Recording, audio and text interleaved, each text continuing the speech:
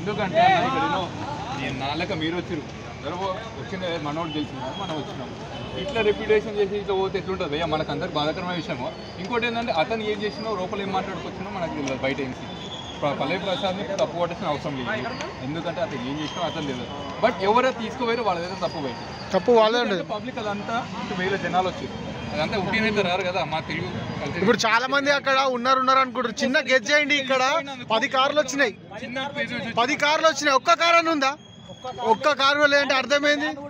మరి అర్థమైంది, అర్థం చేసుకోవాలి. వెళ్ళిపోయిండు ఆయన, ఎప్పుడో వెళ్ళిపోయిండు. వెళ్ళేటప్పుడు చెప్పిన భయ్ ప్రశాంత్ అలా పోతున్నట్టే ఎవరు అన్నారు కాదు, ఇక్కడ కారు వెళ్ళిపోయిండు. Bro bro bro bro bro bro bro సరే సరే వాళ్ళ తమ్ముడు వెళ్ళిండు ప్రశాంత్.